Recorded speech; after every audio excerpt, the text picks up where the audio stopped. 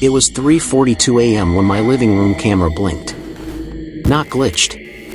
Not flickered. It blinked. I only noticed because I couldn't sleep and was checking the baby monitor app on my phone. We didn't have a baby anymore. My daughter was 5 now, but we still used the cameras as security. The app showed all 3 feeds. Front door. Kitchen. Living room. The living room feed froze for half a second. Then the little green light on the camera dimmed and brightened like an eyelid. I told myself it was lag. Cheap Wi-Fi. Midnight paranoia. But something felt wrong. I rewound the recording. At 3:41 a.m., the room was empty. Couch. Coffee table. TV off. Curtains still. At 3:42 a.m., the camera's angle shifted. Not dramatically. Just slightly downward. As if someone had tilted it by hand. My stomach tightened. My wife was asleep next to me. Our daughter's door was closed. The house was locked. I opened the live feed again. Still. Quiet. Normal. Then the motion notification popped up. Motion detected, living room. I stared at the screen. Nothing moved. No shadows. No lights. But the notification kept triggering. Every 10 seconds. Motion detected. Motion detected. Motion detected.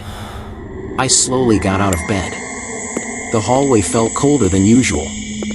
Every step toward the living room felt louder than it should have been. I didn't turn the lights on. I don't know why. Maybe I didn't want whatever was there to know I saw it. When I reached the living room entrance, I froze. The camera wasn't pointing at the couch anymore. It was pointed at the hallway. At me. The green light glowed steadily. Watching. I didn't remember touching it. My wife swore she hadn't. There were no signs of forced entry. No missing items. No sounds. Just the camera, repositioned. I unplugged it immediately. Couldn't sleep after that. The next morning, I checked the footage again. At 3:42 a.m., right after the blink, something changed. It wasn't obvious at first. You had to look at the reflection in the TV screen. In the reflection of the dark glass. The hallway wasn't empty. There was a shape standing behind where I would later stand. Tall. Still. Facing the camera. But when I walked into the room minutes later, nothing was there. I deleted the footage. Told my wife it was a glitch. We moved 3 months later for unrelated reasons. I didn't reinstall the cameras. Because I realized something that still makes my chest tighten. The camera didn't blink because it malfunctioned. It blinked because something else was using it to look back. The last train car was completely empty, except for one thing. I take the subway home every night. Same route. Same time. 11:17 p.m. That night, the train was unusually empty. 3 cars had a few people. The last car had no one. Or so I thought. I sat down near the back corner. Fluorescent lights buzzed overhead. The windows reflected more than they revealed.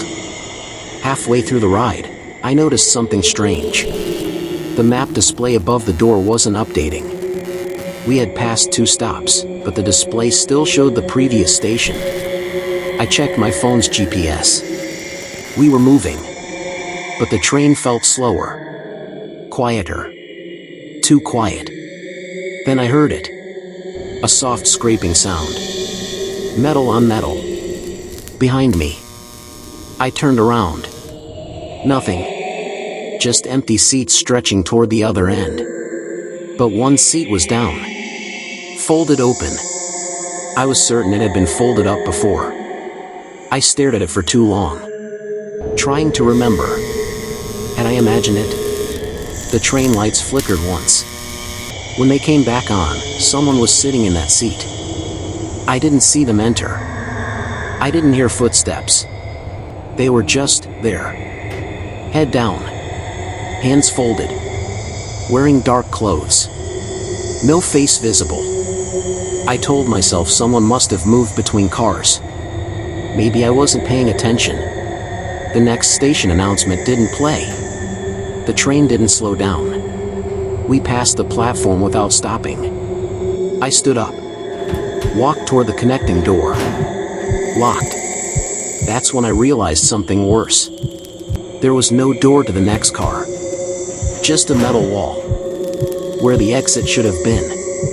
My pulse spiked. I turned back. The figure was gone. The seat was folded up again. The train finally screeched to a halt. Doors opened. Bright platform lights flooded in. Normal station. Normal people. I stumbled out. Turned around to look at the car. It wasn't the last car anymore. There was another one behind it. Lights off. Windows dark. As the train pulled away, I saw something through the glass. Someone sitting in the very back seat. Head down. Waiting. The next morning, I checked the transit app. There was no 11:17 p.m. train listed for that route. Not now. Not in archive schedules. Not ever. I still take the subway. But I never sit in the last car. And sometimes, when I'm waiting on the platform, I see an empty train pass through the station without stopping. And in the very back window, someone is looking out. My landlord said no one else had a key. I moved into the apartment because it was cheap. Too cheap. But I needed it. Small studio. 3rd floor. Only one entrance. Or so I thought. The first night, I heard the door unlock. A soft click. I sat up in bed. Listened. Nothing. I checked the door. Still locked from the inside. Deadbolt secure. Second night, same thing. Click. Pause. Silence. I called my landlord. He laughed. Old building. Pipes expand at night. That didn't sound like pipes. That sounded like a key turning. So I did something simple. Before bed, I placed a thin piece of tape across the door frame and door. If it opened, even slightly, the tape would tear. At 2:13 a.m., I woke up to cold air. My blanket had slid halfway off the bed. The room felt shifted. Like furniture had been nudged an inch to the left. The tape was torn. Cleanly. I checked the hallway.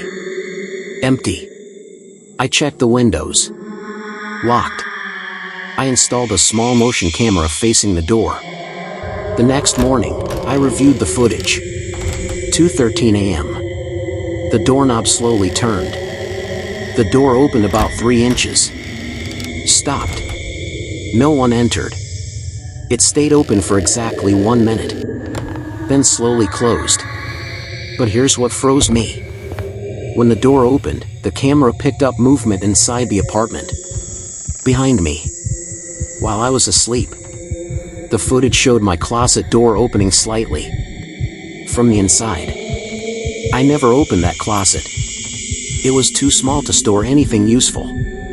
I didn't check it that night. I didn't check it the next night. I packed. Left within a week.